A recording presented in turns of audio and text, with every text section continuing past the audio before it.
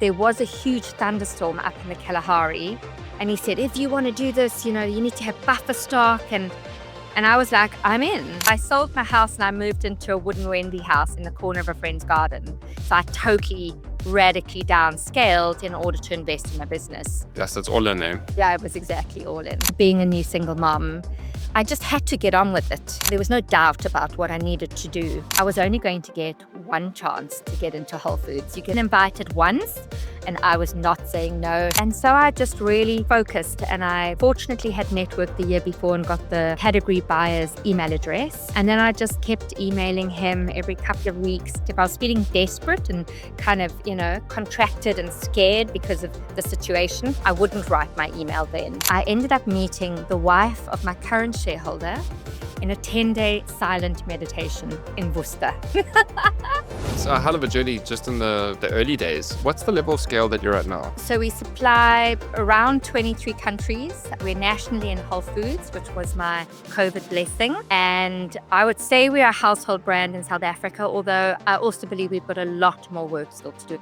Hello and welcome back to the Founder Files. Today I'm talking to Samantha Skyring, the founder and CEO of Oryx Desert Salt. And this is one that I've had a lot of excitement for because this is a brand that I've recognized forever, but I've always been curious about the story. And well, now I got to fulfill my own wish and hopefully yours too by hearing about Sam's story about building this business. And it's definitely, I always thought it was going to be interesting. This is more interesting than I definitely expected. And yeah, not only do we hear about her originally finding the salt pan and how she grew that journey, bringing investors on board, how she's expanded to the US as well through Whole Foods, but also exporting into 23 countries at the same time.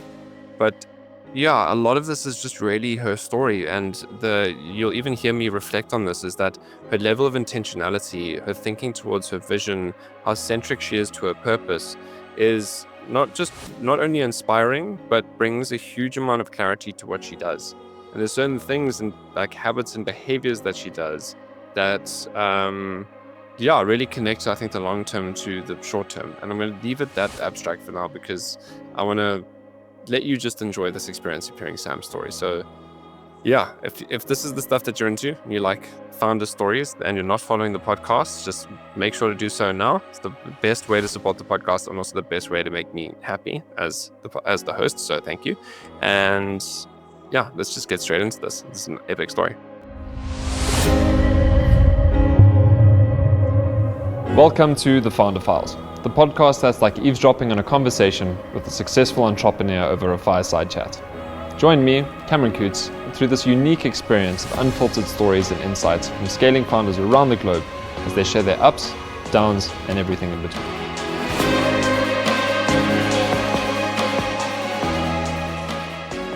So welcome to the Founder Files. Nice to have you here. I love you to be here. Thank you, Cameron. So Sam, for those that don't know you, right, or those that don't know Oryx, which might be surprising because you're a very recognizable brand in the space that you are in, and I know that's very deliberate, but can you just tell us about yourself and your business?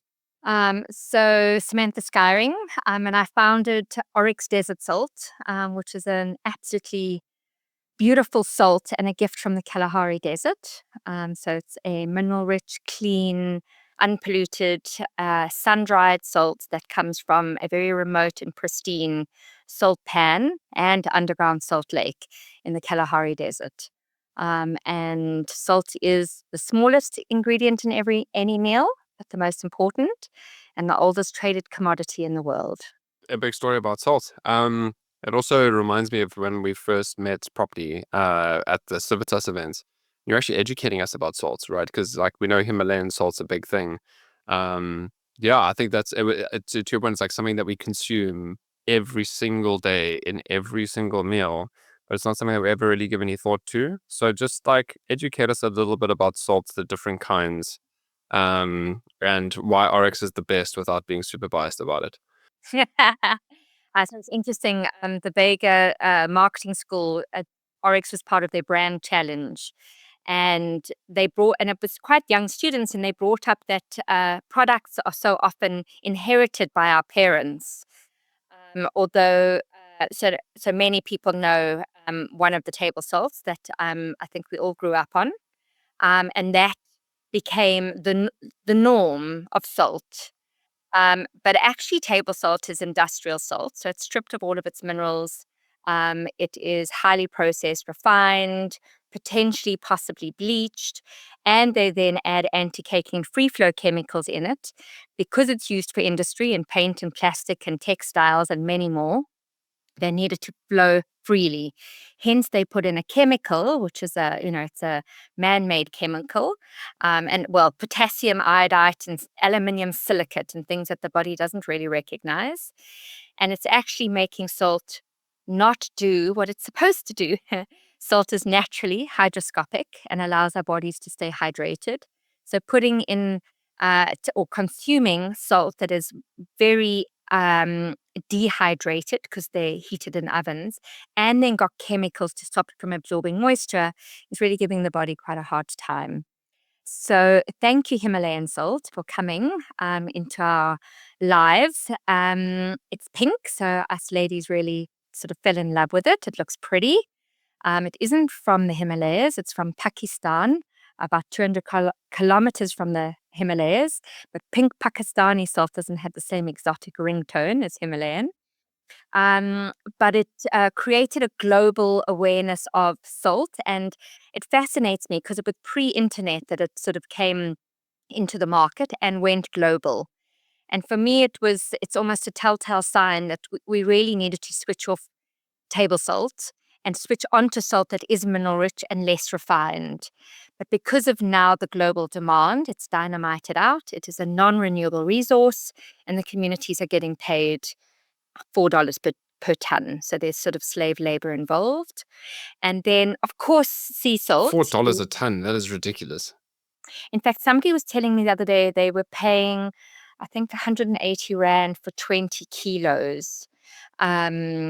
So, and that's imported, that's the shipping, the transport, comes from an area that's remote. So, yeah, it doesn't feel good. It should be 5 or 10 times the price, especially because it's a non-renewable resource. But it certainly woke us all up and switched many people off table salt. And then sea salt, obviously, we've been harvesting from the oceans for however long humans have been alive and on the planet for, which is always a debatable conversation. And but unfortunately, we haven't taken, not unfortunately, it's very shocking actually, just how much we have not taken care of our oceans. And so 95% of sea salt has been tested with microplastics. There would be industrial contamination. They found barrels of radioactive waste in the oceans, plus pesticide fertilizer runoff into the rivers from all of the farms. So sea salt is not what it used to be. And I've grown up and raised my son on homeopathy.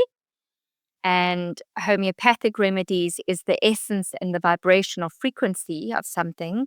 So sea salt would have the frequency of many other things we don't really want in our food. The one thing I forgot is the cruise liners dump 1 billion tons of sewage into the oceans every single year.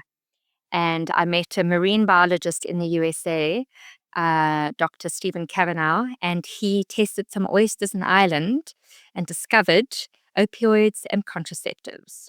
So the pharmaceutical contamination of how many, Western medication that so many people are on, some of that we pee out and it ends up in the oceans. So in my world, sea salt, thank you, no thank you. I would much rather have this gorgeous, drop back to my little shelf. So this is, for those of you who don't know, is beautiful Oryx desert salt. And yeah, 250 kilometers north of Uppington, they discovered a 55 million ton underground salt aquifer, which is renewed and sustained by underground rivers. When we draw it up onto the salt pan, it has not been touched by human hands, and it is oversaturated, which is a bit of a phenomenon in the salt world. So in summer, at 45, 50 degrees Celsius, it crystallizes in only 4 weeks. So it literally is imprinted from the beautiful sun, moon, and stars and the desert wind, and we bottle it. And it's just really clean. It's a high vibration high frequency, delicious salt with all of the minerals. And of course, with the underground rivers flowing these ancient rock strata, it's perfectly balanced by nature. And we don't add anything and we don't take anything away. So, I mean, you're clearly very passionate about salt, and my curiosity is just, where did that start? How did you get into, like, because like the interest in salts clearly happened before the business, or correctly, did it happen maybe afterwards? How did this begin? So a colleague was selling the salt in bulk to Europe, and he didn't want to make a product for South Africa. He deemed the market too small, which, in compared to the rest of the world, it is, or compared to America. It was 2007. I'd just had my son, and it was also the financial crash. So I'd had an NGO or an NPO called 20,000 Drums. I'd been traveling the country for 7 years with a beautiful team out of Soweto, and we did facilitated drumming workshops in very rural communities around the country. We ended up workshopping 50,000 children and distributing 15,000 drums. But in the financial crash, there was no corporate funding for feel good, happy, spiritual, emotional upliftment projects. Um, and I had my little one, so I wasn't really looking for anything. And actually, blessings and thanks to the father of my child, who I introduced this colleague to. And so we started exporting to Denmark initially. And then I had to leave Denmark in a little bit of a hurry with a note on the table. And I came home and I'd actually already created the brand in Denmark, and I had product made. So I arrived back as a new single mom. And I had this product that just needed my attention and, feet on the ground and visiting restaurants and retailers, predominantly independents. We didn't go into formal retail for a few years.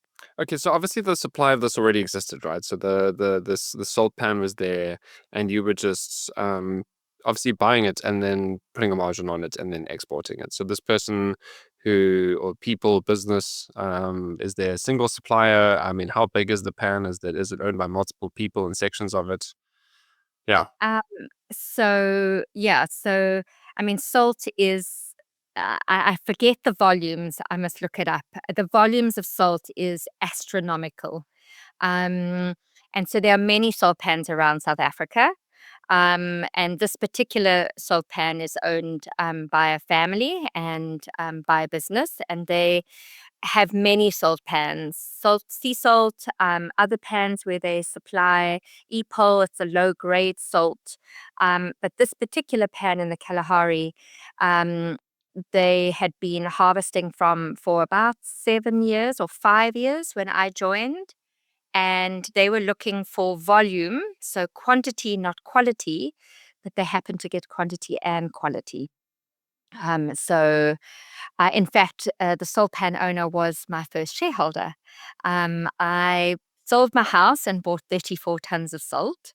And I could feel, already after 6 months. What's that at $4 a ton in Himalayan salt?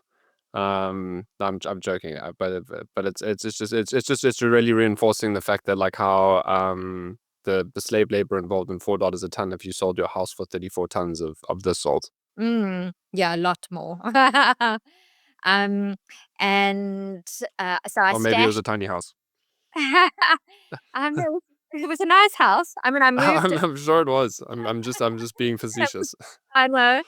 So it was in Joburg, but I sold my house and I moved into a wooden Wendy house in the corner of a friend's garden. So I totally radically downscaled in order to invest in my business. Um, and Yes, that's all in, name. Hey, That's all in. yeah, I was exactly all in. Yeah, so in fact, the 34 tons I actually bought from this colleague, and there was a huge thunderstorm up in the Kalahari, and he said, if you want to do this, you need to have buffer stock, and I was like, I'm in. Like I was passionate about it already, and so yeah, I went. And I often do things. I'm very spontaneous. Um, I didn't have a business plan. I just gave all. So I put it into a storage land in Westlake, actually, like stashed a garage. It was totally full to the brim. And so I could feel that the additional cash I had was paying for rent and buying stock and so on, and was supporting me. But there was this parallel awareness that at some point I was going to run out of stock and I was going to run out of cash, and that I needed an investor. So I always wanted to know where was the source and who owned the source, and because I believe that there's an energetic quality about where something comes from and the hands that it moves through. And fortunately, I was introduced to the salt pan owner, Mr. Brown, through a beautiful mutual chef, and Craig Cormack, who'd been up to the salt pan and had an experience up there. And so I just picked up the phone and phoned and said, "Hi, my name's Sam. This is my product." And fascinatingly, he had discovered or seen the Oryx Desert Salt brand on table the day before I phoned. And so his PA phoned me back and said, "Come in tomorrow." And I remember quickly putting together like a flip chart and the articles and I'd been supplying La Marquise. Is it not La Marquise? La Cartier Française. La Marquise was actually the first restaurant that I worked in Joburg. And with Macho Jansa. And so got good traction over a year. And so when I went in, it was just a conversation. And I mentioned I was putting together a business plan. And he said, "Please give it to me." And I was like, wow, what an incredible partnership. The source, the salt pan, the supplier, and then me creating a brand. Um, However, it took about 6 months for us to sign and seal, and we went in as 50-50% partners. He wanted 51, but I managed to stick my heels in and say no deal. And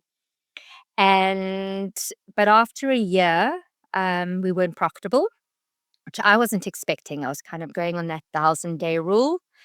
Um, but I got an unexpected "I want to exit" letter, which I phoned him up immediately. I was quite confused because a week before I had shown up. I used to set a meeting once a month, which you mentioned earlier. I did the Sodar course, I think 12 or 13 years ago. And that was pretty awesome for me. I think it was 3 days. And I'm a proper founder entrepreneur. I haven't been to university. I haven't done an MBA. I haven't done business science. I haven't done any university degree. And it was a beautiful teaching of the different hats that entrepreneurs wear: the manager, the director, and the shareholder. So I felt like I was really growing up. I'd set a meeting once a month and I'd go and just share where I was at, what was happening in the sales. And the week before, I'd shown up with a new product, and he was so excited and he was singing my praises to his colleagues and his staff. And then 1 week later, I got the exit letter. Anyway, he said to me, "Well, we're still not profitable." And he wanted his loan paid back within 3 months. And so that was a blessing because it really ignited and switched on the need for networking. And it was like this was food on my table. This was nursery school, fees for my toddler. So I was still quite in survival mode, very much in survival mode, I'd actually say. And and so in retrospect, those crises really are a blessing. Even when I started Oryx, when I left this unhealthy relationship, um, being a new single mom, I just had to get on with it. There was no doubt about what I needed to do, and it was an amazing experience. I mean, some of the people that I met then, I'm still friends and colleagues with. We're in the same industry, and we meet occasionally, and we see each other at trade shows. And I had to just put any shame or any doubt behind me and to the side so that I could find new investors. And interestingly, so I love where you put your energy isn't necessarily where it comes back from, but it does come back, because I'd had so many meetings to find, another crowd or another person who would invest in me and Oryx. And I ended up meeting the wife of my current shareholder in a 10-day silent meditation in Worcester. So we had this sort of connection in silence. And then when we came out of the silence, we chatted up a storm. And she said that her husband and his brother were setting up a business to invest in small businesses, to bring both business acumen and finance. And I met with them, and about 6 months later, they bought Mr. Brown out. I always say I got two for the price of one, because now I had two different, uh, businessmen who were supporting and bringing in their sort of IP and strategy and so on. Okay, sure. I mean, it's a hell of a journey just in the early days, just getting to that point. I think before we dive straight back into the story, is what's the level of scale that you're at now? Like, where is Oryx as a business in the end of 2025? So we supply around 23 countries. We're nationally in Whole Foods, which was my COVID blessing. And I would say we are a household brand in South Africa, although I also believe we've got a lot more work still to do in South Africa. I took a Why? new I took a new sales rep recently. Well, yeah, gift I picked up off the street. I picked him up on Chapman's Drive. He was stamping the slip that you get when you go all the way through, and he had so much joy and hiss in the 10 minutes that he stamped my ticket. I turned around and went back and It's a got his long number. time to stamp a ticket as well. Yeah, exactly. So he starts on the 3rd of November, but I did a training day with him and went along the Sea Point road and saw about 24 restaurants. And I would say half or maybe just under half don't have Oryx, which is quite scary. Why is it scary? I mean, it's like I'm comparing that to your expectations, because I mean, another person could view it as like, oh yeah, half the restaurants in Sea Point could be using Oryx Desert Salt. It's like, wow. It's like, no, it's like it should be No, no, 100. no, no, half are not using. So I guess the one of the missions and the visions is to be on every restaurant table across South Africa. And the reason also, because it's not only about having, well, there are many reasons. Everyone should be eating Oryx Desert Salt as opposed to what else is on offer. And it's great branding and marketing for us. I mean, that's really where I put Oryx Desert Salt on the map. Yeah, because I'm even trying to think about it now, and like I'm wondering who your competitors are, because I go to restaurants and even if they're not serving Oryx Desert Salts, it's like you're the only one that's branded, and so like that's why I recognize it obviously from restaurants and then also being in retail, but I wouldn't even be aware of who your competitors are. So there are quite a few. I'm not going to name them, I don't think. The difference, however, is that we've been spearheading a grinder with a ceramic mechanism for 12 years, I would say. So the internal mechanism, and I actually have a brand new little. So please read this when you get this. Don't just pick it out and throw it away. It's been put in with a lot of thought and intention to give you the message. What does it say? I'm gonna have to put my glasses on for that. That's okay. Also for the people that are only listening and not watching. Oh, there you go. As I have a ceramic grinder head, don't throw me away. More than 20 times refillable, plastic-free grind, only refill with Oryx Desert Salt and a heart. I love the fact that you did, because I remember when we spoke at Civitas is we were chatting exactly about this and about the refill. It's like people would refill it with other salts because it's a nice looking shaker, but then also at the same time people would throw it away, throw the shaker away as well, but then also be concerned around plastic. And I'm also sitting there as like person that's used your product and is like, I had no idea that that's ceramic. Like we definitely need to be aware of that. So cool. You also moved very quickly then, because that wasn't that long ago since we had that conversation. Exactly. And so we do have on our, for those who can see, we've got a sticker on the front that says refill, reuse, real value. Try and on the tamper seat it says ceramic grinder. But in this time, I don't think, I don't like reading things. I don't go and read the fine print. So, we've been thinking about in which ways that we can get this message across, because as you said, so many people are not aware of it. But I did a calculation last year. So I took the refill boxes and the buckets and calculated how many 100-gram grinders that they could refill. And it worked out to around 817,000 grinders that I believe we saved from landfill, because there are more consumers and many restaurants that are refilling. So we're changing the tamper seal. We're going to put a big sticker on that says ceramic grinder. And then on the lid on top, we're going to brand it again. And we're going to say refill, not landfill. And we did a poll around this. Should we say refill, reuse, real value? Or should we say refill, not landfill? And that was the one that came up tops. And then the plan for the future. So currently our batch code, barcode, production date, and all of that is on the bottom of the grinder. Is busy getting quotes to get an inkjet coding, and then we have the bottom of the grinder to to label as well. And I think on the bottom we're going to put "Don't throw me away." So if they don't get it after 3 or 4 punts, then there's not much more that I can Yeah, do. there's not too Um, much else you can do. yeah. Although I have a post on LinkedIn currently that is a picture of the grinder with a "Don't throw me away" tag. And it's had more than 300,000 impressions. So it's done incredibly well. And it feels like the message is starting to spread, which I'm really pleased about. Awesome. I mean, so, okay, so you're exporting 23 countries. I'm assuming you don't have exclusivity over the salt pan with Mr. Brown, right? So obviously you won't be the only distributor. Not locally, internationally, yes. We have Okay, an and is exclusive. that an exclusivity agreement? Like, I'm just trying to understand your edge in the markets that you're playing in. For international supply, yes, we have an exclusive supply from this particular salt pan.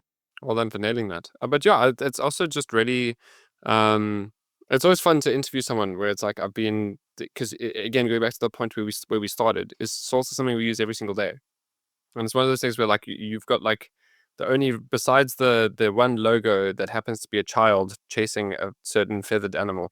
That's like the only two recognized brands, because it's also your point of like what did we know in childhood versus now. Where where I'm exactly going with this is it's that even in Revive, is something that I consume quite regularly as like an electrolyte mix now. It's like powered by you, because I even picked up the box. I was like, I should actually maybe chat to Sam. It would be really like, because it's like they've got like natural salt in here. I was like, maybe they should supply. And then I flipped it over. I was like, oh, they already do. Nice. So it's just really cool to see that your brand is getting into so many different places, and so like help me understand the kinds of markets that you're in. So I mean, you say you are exporting internationally. Is that to restaurants? Is that to retailers? Is that through wholesale chains? In South Africa, I mean, you're even supplying other like consumable product brands as well. So you must be in like many different like spaces. It must be a lot to keep up with. So I think that's been the hardest part. Although from the very beginning, I focused 50% on food service, because salt and pepper sit on a restaurant table. And so I knew that it was free marketing and brand awareness for a sale. And retail. Initially, I only focused on independent retails, because when people, go into a deli, they're usually browsing. They don't have a shopping list. Maybe have more time, more money. Whereas if you go into a supermarket, you've usually got your shopping list. You'll go to the salt aisle. You'll scan for the brand that's familiar, the logo or the look that and feel that you've got in your kitchen already, and you'll pick it up and you'll put it in your basket and run off to the next, item on your list. So wanted to get the brand out. Also, started on the food trade shows. So there was Good Food and Wine Show in the early days, both in Cape Town, Durban, and Johannesburg. I had somebody who did the slow food market in Stellenbosch for 5 years. There was the Taste Food and Wine show that I did many of.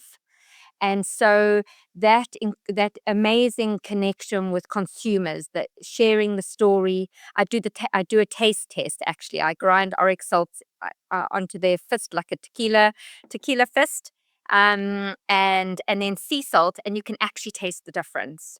So that was my initial front facing, starting to spread the word. And then I think in year 3 or 4, I did a Sakta, which is a sort of Christmas gifting, and two independent retailers, and suddenly I could, do an order of 5 or 6 or 7,000 versus, at that time, selling a grinder for 35 rand. And I got all excited, and I got really tired of doing consumer shows, and then started getting other people to do them. Um, so with the manufacturing, yes, I mean, there's still so many brands, artisanal brands that could choose Oryx Desert Salt. But again, I mean, I don't know how long you've been using Revive for, probably quite a while, and wasn't aware. So again, we don't read the labels, so we don't get that much marketing. So I prioritized where I was going to get, marketing value. So even the top restaurants in South Africa, it was a beautiful moment when Macho Jansa from La Cartier, when she tasted and she was like, absolutely, I'm not using anything else. So it was a lovely, nice to have. But those restaurants, the client doesn't know what salt Yeah, the because they're, restaurant. they're going to take the salt out, but they're going to put it into the little thing there, and you are going to have like a little wooden spoon, or you're going to pinch it. Like that's Exactly that. So that's still today, I focus, and yet, um, so especially when we launched in Whole Foods in COVID. So in COVID, we lost 60% of sales. Obviously, no food service, no tourism. Um, and the salt sales in retail didn't go up that much. But what was beautiful about it, and something that, the phrase I think I learned in Sirdar, and something that entrepreneurs talk about or coaches would talk about: work on your business, not in your business. And it's something that entrepreneurs and founders struggle with, because you're so busy doing every aspect of the business, getting the sale, doing the invoicing, packing up the order, organizing the courier. And so it was a lovely moment when I could feel that I started delegating that, when I got my first admin staff on board, Shafiq, who is still with me today, 12 years later. And he's now the warehouse manager. And when I started using courier, so I would go, courier the string to Ursi and Indabeni, who made the cotton bags, instead of me driving to Cape Bag and picking it up and delivering it. So I remember that was a lovely little upgrade that I could feel. Um, so when COVID hit, I was staying on a lovely farm in Nuruk, and I wasn't going into the warehouse daily. And so suddenly I had perspective. I was able to look at the business from a distance, and I knew that I needed to. Firstly, there was that kind of like, I am not having put. So that was in 20. So that was 10 years. No, probably 9 years after starting Oryx. And there was no ways I was going to let things fall apart. Like, I was not putting 9 years of my life and hard work and seeing it unravel. So I really put my intention, and for me, it's been a big part of Oryx and building the business, is really defining my intention. So I knew that I wanted Whole Foods. I'd heard about them and discovered them a few years before, at a trade show in Germany, an international food trade show. And so I just really focused, and I fortunately had networked the year before and got the category buyer's email address. And then I just kept emailing him every couple of weeks, so that my computer, okay, is it the right moment? How am I feeling? Am I feeling desperate, or am I feeling excited? I would like check in with myself and where I was at. If I was feeling desperate and kind of, contracted and scared because of the situation, I wouldn't write my email then. Um, so, and And then I got a response about 6 weeks after the third email, and he apologized. I'm sorry for my delay in getting back to you. And I was like, curious. Buyers don't usually apologize. And then got a presentation date for 5 months later. And I'd obviously sent through, I'd created a very beautiful presentation, did a lot of homework in the US, knew exactly what the product was going to go on shelf for, what it was going to retail for. I had discussed it with my business partners because Whole Foods and many of the retailers in the US require free fill. So a case of every product free on shelf. And so that was going to be a cost. And you also have to commit to 3 or 4 times a year of a promotion. Whole Foods specifically currently is $12,000 per promotion. That doesn't include the 15% of discount that the customers receive in a scan back. So it's a big commitment. And I also knew I was only going to get one chance to get into Whole Foods. You get offered and invited once, and I was not saying no. So, and 5 months later, I got the listing. So just after Oryx's 10th sort of anniversary or birthday. And again, that was almost a seed that had been planted. My business partner now, Garth, had read the autobiography of the CEO of Nike, I think it is. Mm-hmm. Hope Shoe not Dog. Adidas. Yes. And apparently in that book, he said it takes 10 years to get into America, and you've got to know that you want to get in. And I'd sort of discovered LinkedIn 5 years before we launched in the US. And I used to I'd get LinkedInitis. I'd spend hours every day sort of searching for very specific people, food editors, food press, food media, food bloggers, food influencers. And I grew my connection by about 5,500 people when we launched, because I had in my mind always, one day we're going to launch in the USA, and I knew that I needed a network. So for me, what's been really interesting is there's always this sort of, I find like I have to travel timelines a lot. Okay, so what do I need to do today? Oh, that email. But I know that in 2 years and 5 years, so I've got 2 influencers at the moment, one of which is Dave Asprey. He's the father of biohacking, which is the sort of longevity health optimization sector. And I saw him on a video share that a grind of salt in your drinking water is the smallest biohack. And I was like, I like you, and I want you on my team. I want you one day to be talking about Oryx salt. And if you have a look on our Instagram feed now, I think he's done 2 or 3 posts in the last few months. I've been at his biohacking conference in the USA 4 years in a row. And so there's this long game too, really. And it was another sort of gift from the Sudar course. They had Ronnie Mule come in and do a share of his experience mounting Everest. And so I often use climbing a mountain as an analogy, because if you're going to climb to the top of Mount Everest, you need to know that that's what you want to do. One is get to the top. And because that's your mission, you're going to do the training. You're going to get the right equipment. You're going to get the right people in it. You need a good Sherpa, to take your stuff up with you. And so, you create things in order to get to the top. And so it's been a strong, picture for me through the years of knowing. One is I actually want to create the next global household brand of salt. And I wanted America first, because once we get America, so salt is obviously, you're going to pay 45 Rand for this on shelf. It's a volume product. It's a volume business. There's a small margin or Rand value that we make from each grinder. And when we crack the loyalty and the customer base in the USA, and we get that volume, then it gives capital, and we'll just then kind of spread quite naturally across some other regions. I mean, so just continuing from that point that you're making, is that I want to connect these two topics in that you sold your house, right? Going right back to the beginning, for 34 tons, right? 45 rand for a grind. I mean, you're dealing in a naturally when you've got something like salt, it's a very low margin kind of business.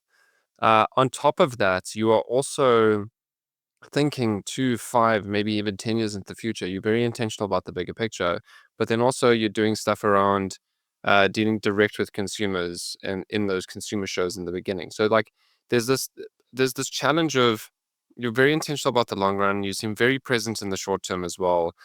But you've also got this pressure of a business that needs massive amounts of volumes to be able to grow, to be able to scale. Obviously, besides bringing investors on board, like how do you manage that? How do you manage the bigger picture with the operational micro detail where you are now? But also, how did you manage to get through that process of getting the business to a point where it can also sustain you and allow you to grow and flourish? So, I mean, I have such deep respect for any founder entrepreneur business that has not needed investors.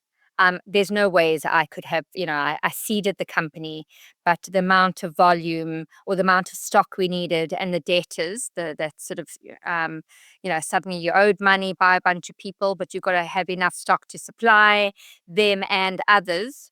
So, so that was where, firstly, Mr. Brown supported, and then Evolve Capital came in and took over and supplied capital. And in fact, just pre-COVID, we both diluted 5% and brought in more capital.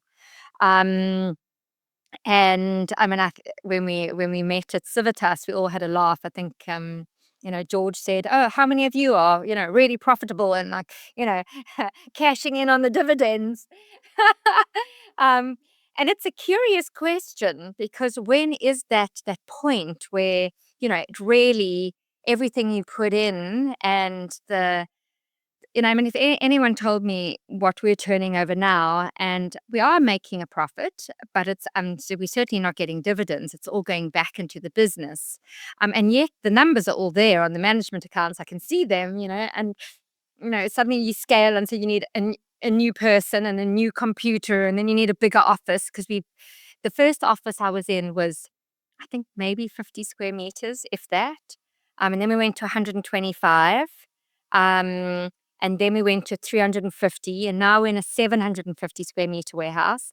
And I think by November next year, we're going to need to upgrade again and it wouldn't make sense to go just to 1,000 square meters. It would make sense to go to 1.5 or to 2,000, which means that suddenly your rental is so much more, which means you've got to sell more. It's like, but over the last couple of years, I feel like we've been But sort the of challenge is like not only there you going and selling more is about the fact you're selling to Whole Foods as well, and so the pressure around your margin also, so you're getting volumes, but your margin's also decreasing at the same time because of the different markets that you're getting into. So although you're getting scale, it's like it's that and obviously profit as like an absolute number is definitely growing.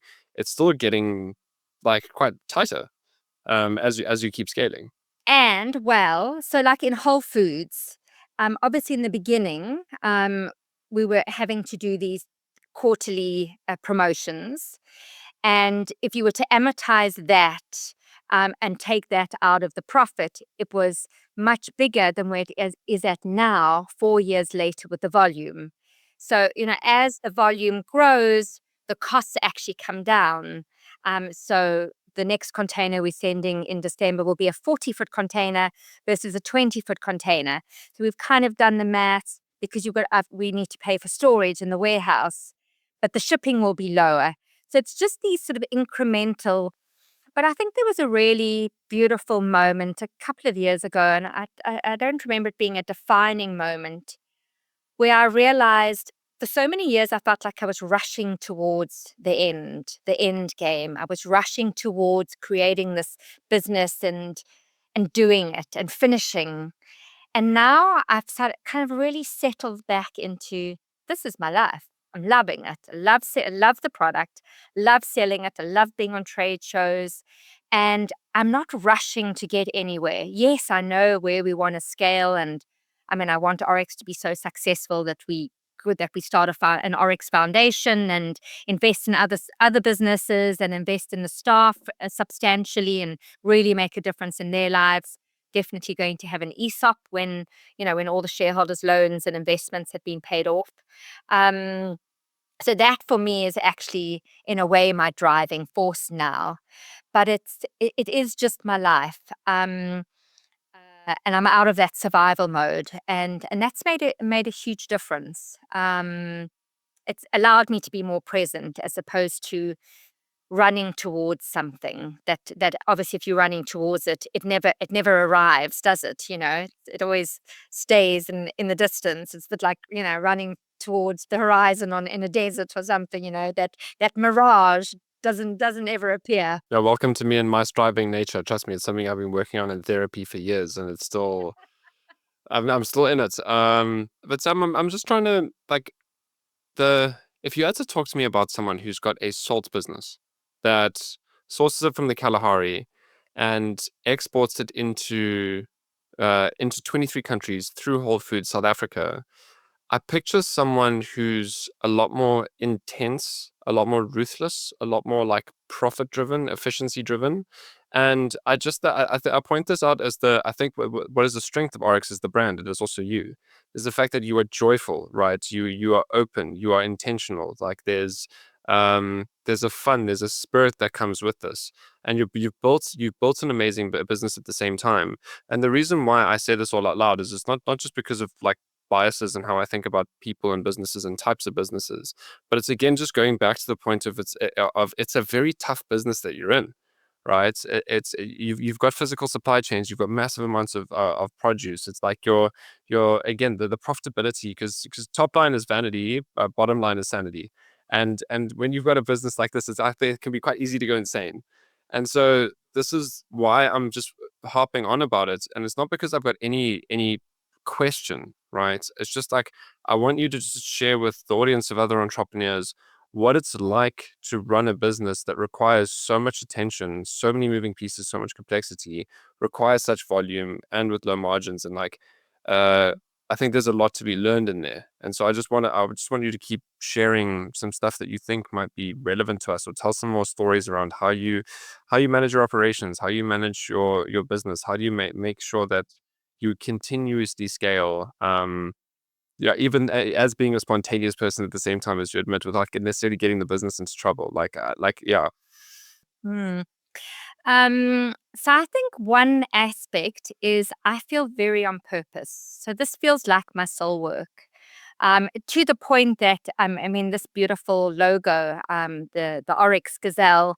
I did a 120-kilometer walk through the Namib Desert 7 years before I started Oryx Desert Salt, and actually only a year ago, um, I much if I should say this on camera. I did a mushroom journey, and in that journey, I suddenly relived that moment, and watching these oryx sort of from a distance, and they went behind a sand dune, and then they ended up running up the hill and skidding to a stop. I was in their path. Wasn't like they ran to the left or the right or in front. They literally, I was sitting in their path. And that moment, and that was only a year ago, and I've been and coming up now in December is 15 years. Um, so just really landed more how and what I said earlier, this is my life. This is who I've become in a way. And I feel on purpose because salt is so essential for not only our survival, but for us to thrive. If you're eating table salt, you're not thinking properly. If you're eating table salt, you actually don't have the right um, uh, environment for your baby to grow properly because there wouldn't be the minerals. So, and you can test it out. In fact, I had a lovely experience recently where I was in a meeting at 3 o'clock in the afternoon and I kept yawning and I was so embarrassed. I realized I hadn't drunk any water, and my water's always either got Revive or got Oryx salt in it.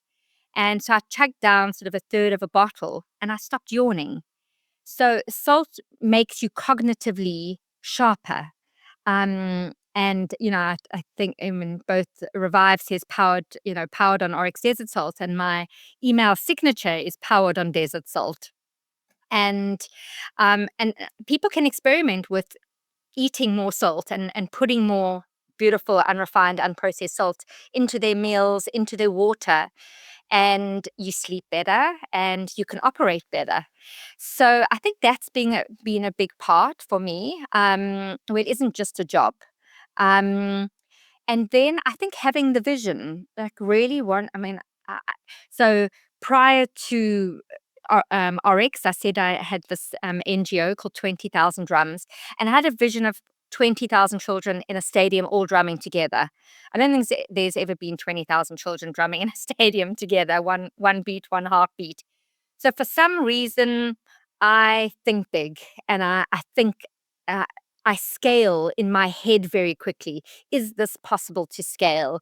Even if other people mention, business ideas to me, I'm like, oh, sometimes I just go into cringe. Do you know what you're going to have to do to scale that? So I don't know where that comes from. Um, just I guess some people have that visionary creative aspect to them, which thank you soul, and mum and dad, or however, that I got that gift, or I stood in that queue before I arrived. I definitely did not stand in the patient's queue, let me tell you that. I skipped the patient's queue because there was a long line. Yeah. In fact, I had a really beautiful moment last week. I got a message from somebody saying, "Please, can John Perlman of 702 interview you?" And I was like, "Yeah, sure." And so as he started introducing me, he said, "Oh, I was overhearing Samantha in the queue at OR Tambo on the Sunday morning, and I'd actually stood up and said to the guy behind him, 'Please, can I just come in the queue? Because I really don't like queues. Do you mind if I skip in?'" And he was like, "Why?" And I was like, "Well, I just don't want to go to the back." And then I ended up with this interview in 702, which is so there's a reason I don't like queues. So I digressed. Well, I mean, I think even putting that all together is you get what you ask for, right? And so even there is, it's like being unapologetic is like I don't like cues, and the funny thing is because that's just so disarming. If someone had to come to me smiling and it was like, "Could you mind if I just like stand here?" And it's like what, why? And it's like I just really don't like cues. It's like that's just so honest. Like I can't hate on that. So like uh sure, like 100%. And then I definitely want to have a conversation with you because that doesn't happen every day. But connecting that also to the whole point about you as a founder and also your business is like you saying that your vision's remarkably clear. The purpose behind the business, your own connection, motivation to it is remarkably clear as well. So I get the energy part. Well, help me understand the focus element of that, right? So what is the vision for the business? How do you maintain focus? I think it's a balance between being in the detail, but not be, but being in the vision. So I mean, I think we chatted prior to us coming on the recording. Um, I meditate every single day, and part of my meditation is the vision for Oryx. So it's really, really is part of my daily practice, and I'm excited about it. It's a challenge, um, and it's been an interesting journey because I like what I do now. I couldn't have done 10 or 12 or 13 years ago. So it's been an incredible journey of watching myself grow and upgrade, and watching Oryx grow. And as Oryx grows, I have to grow. So it has been this you can't scale a business unless you're growing personally. And the last couple of years, I call her my wise woman, not my therapist, because I think therapist has like a connotation of there's something wrong with you, and I don't believe there is. It's just in the an African proverb, it takes a village to raise a child. There was always the wise woman, or the wise man, or the auntie, or the uncle, and now we just have to pay for the auntie or the uncle. Um, and I've had a life coach who has not only supported me, but supported my relationship with my son, who's now almost 18.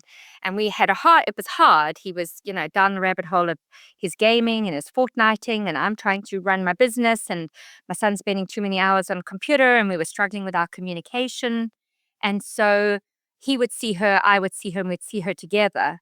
Um, but but getting support for managing my situation at home supports me to run my business. So that personal growth is actually, it's not negotiable actually for anyone. We need support, we need mentors, we need people who we aspire to. And in fact, in the early days, and this was like really 12 years ago, possibly, there was that real entrepreneur, Brian, forgotten his surname. Anyways, it was pre-podcast, internet, Spotify, and all of the rest, in YouTube. And I had a pile, I think I've still got them somewhere, a pile of CDs on marketing and finance. And I would listen to them over and over. So being inspired and kind of, looking for the information that I needed, um, has been also, really important for growing the business. And currently where we're at, is looking for other investors to also come in to the business. And it's been an incredible 6 months of just, again, networking up a storm. And it's the I love metaphors. So my metaphor at the moment is, there's like when you're putting a puzzle together and you put the border first, because that's easy because it's got all the flat edges, and then you pile your colors together. Um, so I've got the framework for this beautiful big puzzle, but I'm slowly gathering the pieces. So I actually had a beautiful woman, Karina Govender, in the warehouse for many hours today. And she's going to come in and have a look at the business from that objective perspective. If you move into a new home and there's a chip on the door frame, or there's a crack in the corner of the bathroom, and you go, gee, I really need to sort that out quickly because that's going to really bug me. And then within 2 weeks, you don't notice it. So I'm quite aware that we've got blind spots, and I don't know what my blind spots are. What's the nature of a So, blind spot? well, exactly. Quite right. I'm needing somebody else to come find our blind spots and where we're leaking. I want to become hyper efficient. I want genius in the team, that every person, that what they're doing it to the best of their ability, and they focused on what they need to do. So I haven't been scared of, we were very stretched with people for quite a long time. And I think that's where the personal growth has come, because, often founders and entrepreneurs, when you hire someone, you hire possibly lower or at the level that you're at, as opposed to hiring where you need to get to. And so we did that already last year, and we have actually done that for the last few years. Um, and Artwell Mushanguri, our GM currently. Oh, thank you, Artwell, for coming in and putting the structures into the business that we really needed. And so it feels now that I'm really checking out the foundations and just making sure that everything is strong, so that we can. I'm feeling a nice scale that's on the horizon. Yeah, that's super exciting. I mean, I'm still stuck with the metaphor that you gave. Sorry, I'm making this about me for a moment. Because you helped me clarify that. Sorry, no, you didn't help me clarify that. It's where you've just given me a new way to explain something. Because when it comes down to strategy, and like the main thing that we do is obviously helping scaling entrepreneurs get their strategy out of their heads, but make sure that it's aligned with their teams. Not everything is dependent on one person for decision making, but then it's also like elevating that strategic IQ of the business at the same time. So more people can think like strategists, more people can think like entrepreneurs. Um, but in terms of where we start, is it's always in the market. Like, so we will do market segmentation and understand the competitive environments that you're playing in, and like what are the competitive advantages one has in the value proposition. But how we explain that in terms of why it's necessary in terms of the problem to solve, outside of just where should we be growing, who's the core business, like that metaphor of it, like that we start with the border first, and the border of your boundary should actually be about your markets and the customers that you're serving, right? It's like that's where it should be focused now. And then as we start putting in the pieces, how does the vision sit within that, right? How does the direction and growth that you want to be in, and how can the different people and the structures and systems and processes, and then as a team, how do we start painting this picture together? But it's still the only reason why we have a business is because we have customers. And so like having that as the focus and the boundary, I don't know. What do you think of that metaphor and that story? Because it clicked for me, and obviously I think like a strategist, and yeah. Yeah. So it's interesting. I kind of, um, in a way, for me, the framework has kind of been the vision, the picture of where I want to get to. But then I just had a thought to myself, but if it's a frame, then it means there's no growth, because it's static and it's fixed. I was like, just punched a hole. I prefer to think like a Harry Potter picture. Let me put it Yeah, that there you way. go. Yeah, quite. Yeah. Has got moving edges. Yeah. And it can grow as you grow. So I guess it's really, and I think it's important to, you know, and I really thank Oh yeah, my there you go. my Sorry, yeah. That shareholders. it grows as you grow as well, because the border can expand. It's not fixed. Yes, exactly. In the very beginning, sort of 12 years ago, and I was asked to do a, forecast and a budget, and I was like, "Ooh, I don't want to do this." And then after I did it, it was like, "Oh, that was very useful, and that was a good exercise," Um, and recently we've done this. I mean, we do it every year, but this forecast, but we've done a 3-year forecast.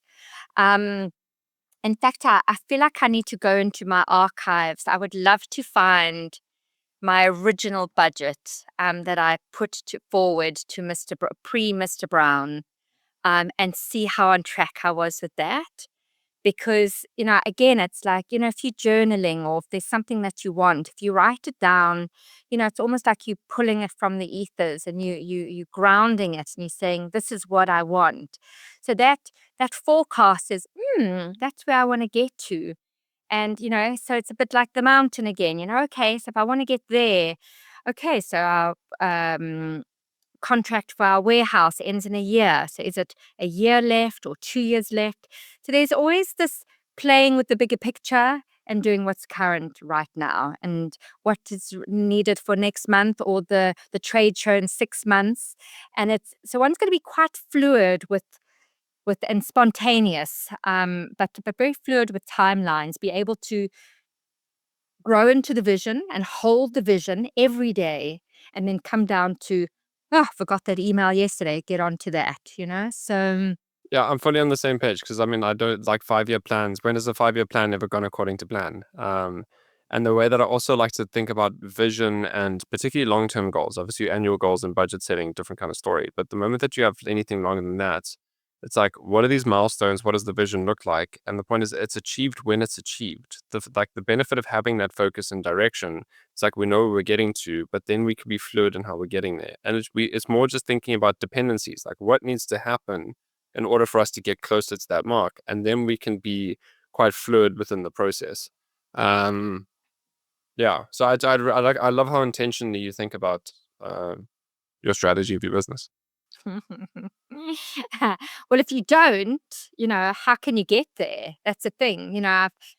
Even in one's personal life, if you don't know what you want, how can God or providence get you to where you want to get to if you don't know where you want to get to?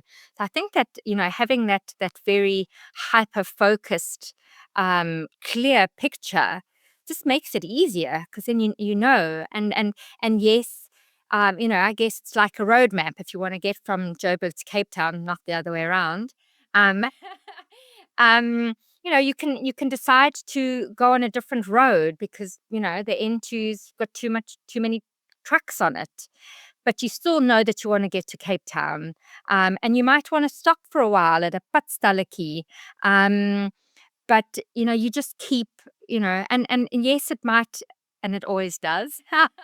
um, Not necessarily on a road trip, but in a business, I think it always takes longer than one anticipates. I mean, yeah, I mean, and I'm 15 years from launch, and I've done incredibly well and scaled it. But the profits that I thought would be there are not there yet.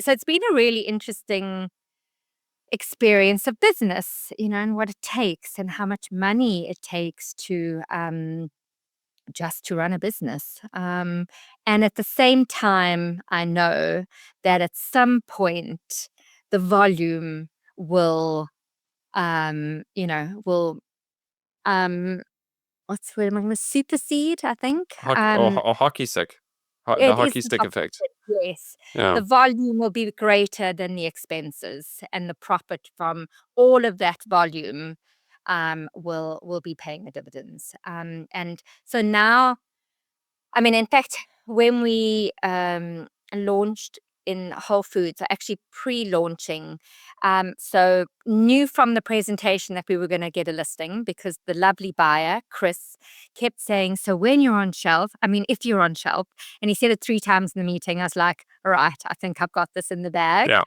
5 months later, we got the listing, and then we needed to launch 5 months. It needed to be on shelf 5 months later. But from that But I present, mean, I'm also not surprised by that because if just looking at your brand and thinking about like Whole Foods, it's like a hand in glove kind of like brand to brand fit. absolutely. And so from that first presentation in the September, I knew we were going to get a listing. So already then in the September, I found a new warehouse, started building a packing room, or rather started training the staff in food safety.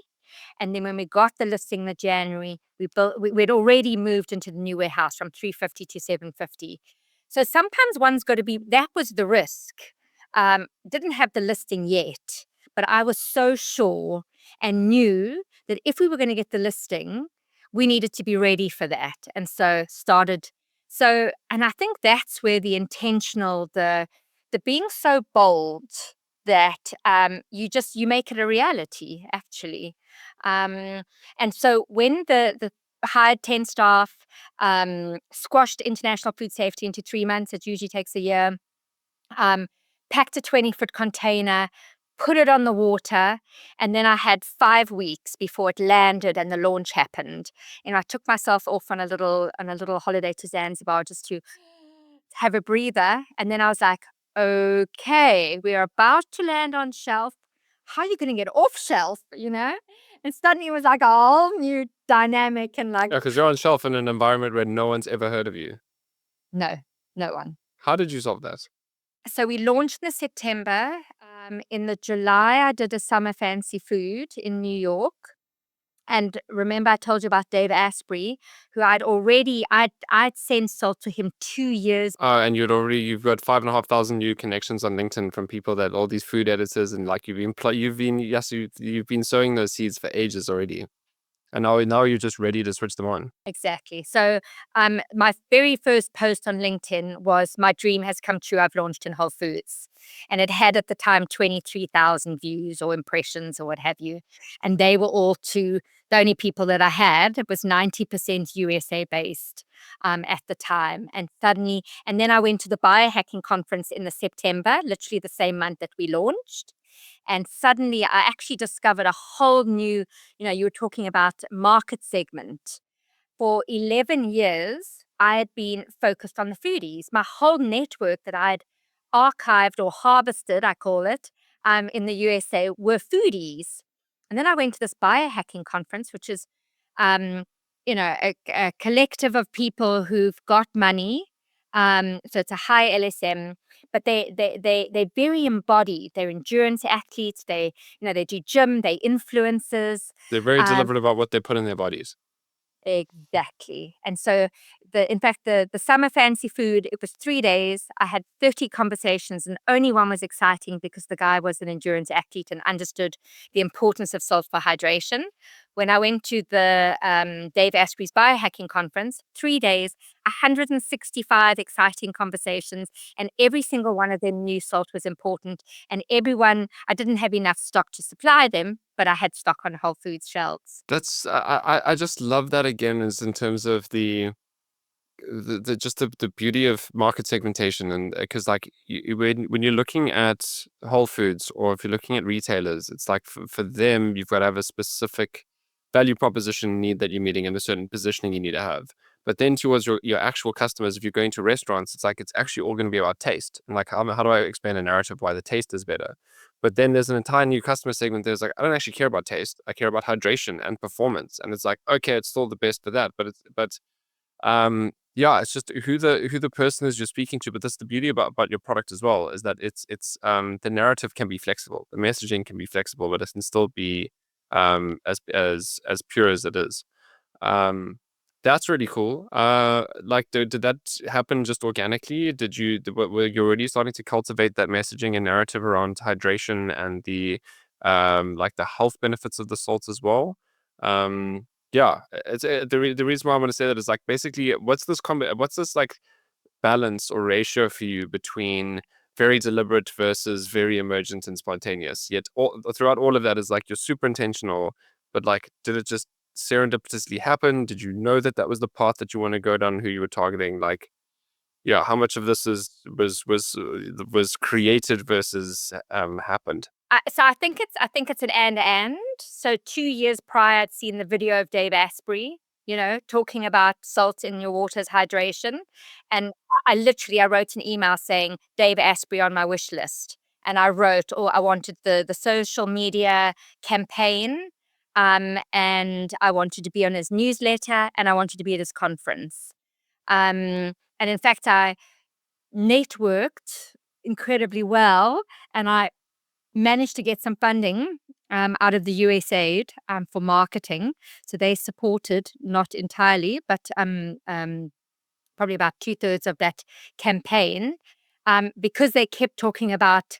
So USAID supported us to go to the Summer Fancy Food Show, and because Oryx is launched in Whole Foods, they kept saying, "Oh, look at Oryx! We support them at Summer Fancy Food, and they got a listing with Whole Foods." And I was like, "Sure, talk about it. You're going to pay me back one day." And so there was an event where all the big wigs in USAID were at the Premier's house, Lou and Hoff, and I just went straight up to each one of them, and I was like, like, Oryx is the poster child right now. All of the other foodies in South Africa are watching what I'm doing, what Oryx is doing, and we can't.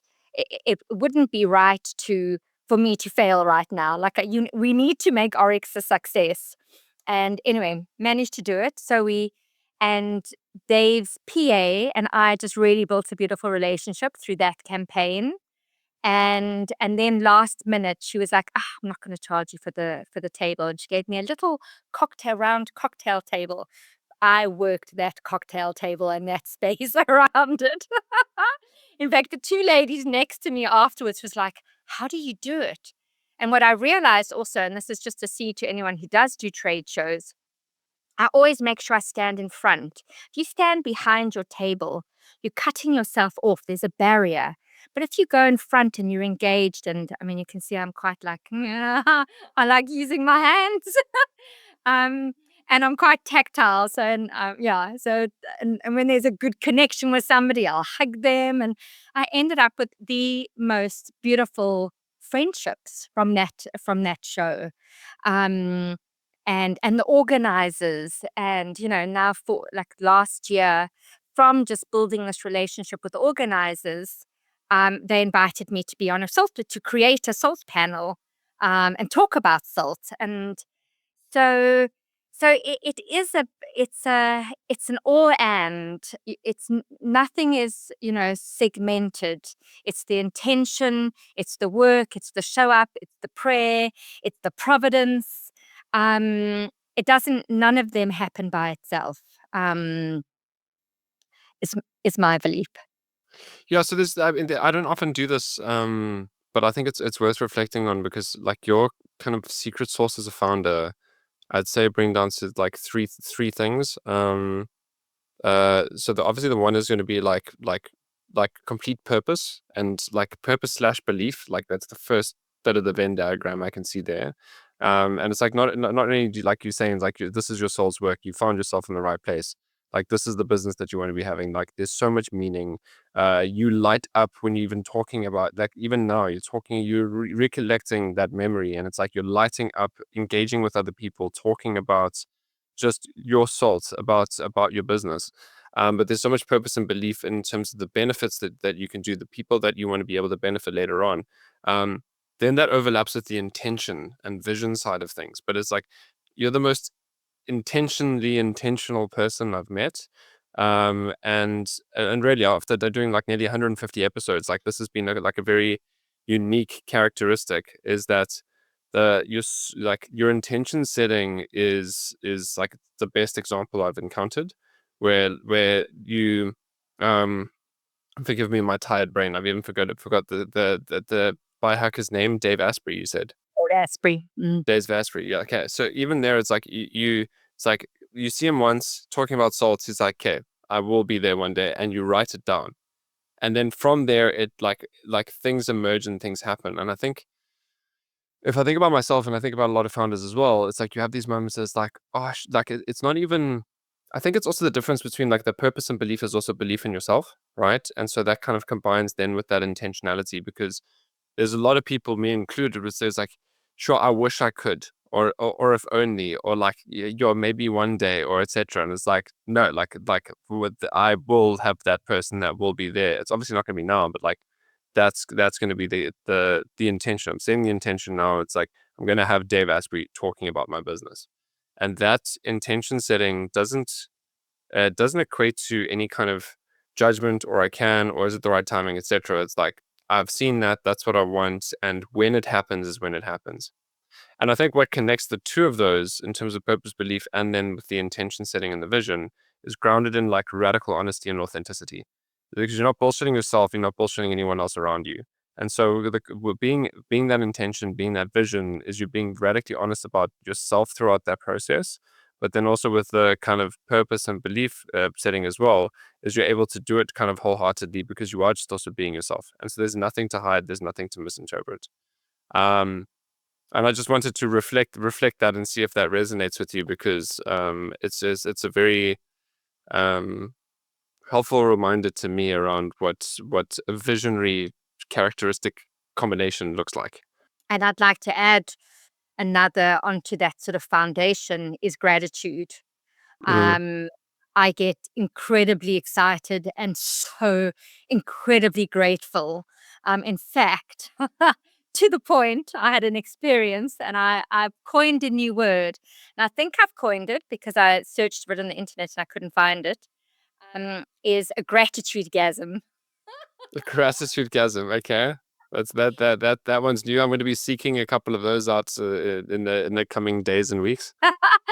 So, and what I realize is gratitude needs to become I believe that in order to be successful, gratitude is not something that you think about doing. It's who you become. You're just grateful for every, like I was grateful in the beginning for that first order. When something else happened, I get grateful.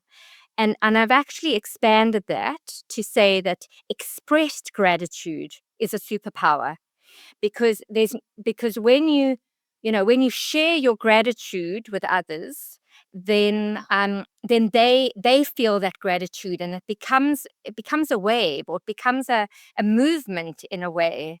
And you fuel yourself with your gratitude. And it's not something that you keep for yourself. So I've become pretty good at sharing my gratitude. If somebody, if something happens, it's just like thanking them, like my suppliers and my when I got World Market in the USA, writing like a beautiful email to the buyers, or to in fact, I had at one point I got this most gorgeous photograph of the Oryx in the desert by a um, internationally renowned Russian photographer, and his two favorite animals are the oryx and the Arctic fox. And I would do this beautiful thank you and this message. And so, and even with the DTI, I get support 3 or 4 times a year What to is the go to TTR? trade shows. So the Department of Trade and Industry, Okay, well, yeah. businesses, if you are an SME, and your company is audited, and there are many trade shows around the world that are either for design or for food, or these different sectors, and you can go on a trade show internationally and share your brand with the world. And I would always, once I got my, I got my approval for going, and when I got back from the show and I'd had the experience of meeting, many people, I would always send the DTI and the people that I worked with a thank you letter, um, because I wouldn't have had that opportunity without their support. And I think we all love being seen. I think that's, one of probably humans wounding is not feeling seen. So if somebody thanks you for, even if it's just their job, I think there's something that comes back, and it's not done manipulatively, but it's genuinely a deep appreciation and a deep gratitude. And yeah, it was really very special actually. 6 weeks or 2 months ago, when I was last in the USA, I had a wild, wonderful, like radically curated trip, arriving in Denver, straight into a meeting, another meeting in Boulder, staying at a friend, driving to Telluride for the most beautiful 4-day food and wine festival that was just exceptional. And then to Las Vegas, where I did an in-person podcast, and then to Florida for another in-person podcast. And that was on a Friday. And there were new friends that I had met in Abu Dhabi the year before. And so I reached out to them and ended up staying with them at their little beach flat, North Florida, and just spent 2 days after an incredible, 2-week trip in a reclining beach chair with this most spectacular ocean. And I felt like I was in a National Geographic show, because there were pelicans and sacred ibis and little warblers and all these birds. And I sat there for 2 days doing nothing but listening to music and connecting and laughing and sharing and getting to know these two beautiful new people. And every time I got off my chair and got back on and I reclined it, and suddenly I was suspended with these waves lapping underneath me, I'd start giggling and I'd start laughing. And then I realized, so at the end of this beautiful 2-week trip in the USA, which was an amazing food and wine festival and a podcast with Sean Mike Kelly with 12.2 million followers, which hasn't come out yet. Nice. I'm really excited for that to come out. And then another one with Samel Tejada, that's just come out.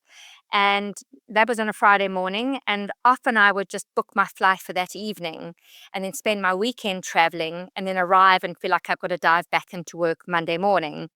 And so I chose quite intentionally to have a beautiful weekend with some new friends. And we spent 2 days at the beach flat in Florida. And it was just the most incredible temperature and this ocean and spectacular clouds, just like this, natural art, moving artwork, and pelicans diving and sacred ibis and warbles. And I felt like I was in a National Geographic show. And every time I reclined my chair and felt suspended over these beautiful lapping waves, I just burst out laughing. And there was so much joy just for being there. It was such a beautiful experience. And that was when I realized I was having gratitude gasm. And so I'm wishing for all the listeners to just be aware of those moments of pure joy, and those moments of, deep gratefulness, or deep gratitude, and give it a name. It's a gratitude gasm, because then we can create some more of them. Yeah, I really like that. Yeah, I'm definitely going to use that word quite frequently from now on. So thanks thanks for that. Sure, Sam. So where are you at right now, right? I mean, so you're investing a lot in the business. You're getting a new investor on board. I mean, you even mentioned having a GM. You're obviously scaling internationally. There's a lot going on, right? So I think, what are you focused on at the moment? What are some of your challenges? So ensuring that the team is very strong and stable to for the scale to come in and for the growth to come in. I don't want the team to wobble, because then it's going to get messy and stressful. So I mentioned earlier that Karina Govender is going to come in and just do a gap analysis in the finances and the operations and how the teams are cohesive together. Um, and and then just I've got this list of my wish list. So this week is being very intentional about my wish list, and just to reactivating any conversations that have gone a little bit cold, or just need a little bit of water planted on those seeds. Um, and yes, with the new investor, there will be a little bit more capital to put into making the warehouse more efficient. We want to put in a conveyor belt and an inkjet coating. And so the team aren't carrying trays of stock from inside the packing room to outside. And definitely marketing. There's a slight little bit of anxiety. We've been this very little fish in a very big lake, being the USA. And there's another salt brand that's come on the market pretty hard and strong the last 18 months. And they've obviously got a lot of money because they've paid Gary Brecker with 2.7 million followers. Um, and yeah, I can just see from their marketing, they've got money behind, and it's time for us to do a beautiful PR campaign. I have the agency waiting and ready, but I think there's a little bit of work we need to do beforehand. So yeah, just putting, slowly those pieces, I know what they are, putting them into the right place so it can just kind of all fall into place. And so, that the podcast with Sean Mike Kelly, making sure that we've got stock now in case that spike comes. So again, that's always, planning ahead. And I'm busy planning. Potentially, I want to go live, or not live, but be in the States for 5 months next year, from Dave Asprey's biohacking conference end of May in Austin. And then the last show I want to do is in December, which is also longevity functional medicine practitioner trade show that happens in Las Vegas, middle of December. And I have a long list of shows that, when I show up at 2 or 3 of those in a month and just keep, they all have communities that overlap. And when that overlap happens, and we seen there and seen there and seen there, then I know that I'm just going to, exponentially create the community, and yeah, just get the story out more and do a whole lot more podcasts. So with this mindful agency. So yes, Cameron, thank you. Like, really appreciate the offer to be on here today, because everyone hearing the story suddenly has that connection. We know that storytelling and people connecting to the founder of the brand gives the brand more depth, and they when they've got more of the details. So with the PR agency, I get 15 podcasts. So I'm curious and excited to see who they're going to be with, and yeah, and just keep showing up, keep doing my breath work in the morning, keep doing my breathing during the day. Okay, I need a moment. It's going too fast. It's too much. Like, there's too many things to get to. Just breathe. It's okay. It will all happen. Awesome, Sam. Well, on that note, thank you as well, and meaningful gratitude. Thank you for being on the Founder Files. This has been an awesome and very stimulating conversation, to go from someone who's quite tired at the moment, and though this is remote, I actually would have loved to have done this in person, because your energy is quite infectious.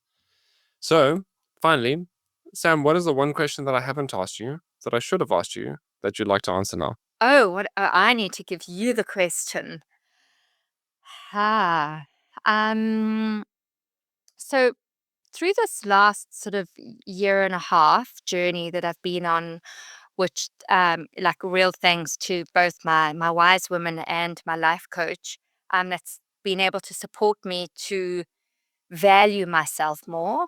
Um, I'm looking forward to giving back to founders by curating some events, possibly with Mark Sham at the Trist in Joburg and here, just to plant seeds with founders that if you chose to do what you're doing, you believed in yourself. So just be aware of how much you're doubting yourself now, because you obviously did believe in yourself. Otherwise, you wouldn't have started what you're doing. So to lean more into and give more attention to the believing in yourself rather than the doubting. And also, when it comes to finding business partners, and I think this is possibly a global, may I call it an issue, but it feels like money is given so much value and importance. And I feel that founders often aren't given the value of their courage, their genius, the sleepless nights, the time away from their family, the visionary, the hard work, the hours, literally the sweat that goes into building a business. Um, and I really feel like that needs to be given more value, both from ourselves. It took me a long time to get to that place. But generally, I feel like, founders, especially when one gets into that sort of getting investors in, is just to yeah, dig deep into the knowingness of what it is that you're doing, and keep building on your vision. And yeah, just yeah, be more kind to yourself. And if you believe in what you're doing, then I really believe that providence and God and all the elemental forces show up for you when you know where it is that you're wanting to go. I'm not going to try to top that. Sam, thank you for being on the Founder Files. This has been an awesome conversation, and I'm leaving with gratitude and with an awareness in the back of my head about spotting my next gratitude gasm when it happens. Yeah. Thank Thank you you for sharing so your story. Yeah, such a pleasure. Take care.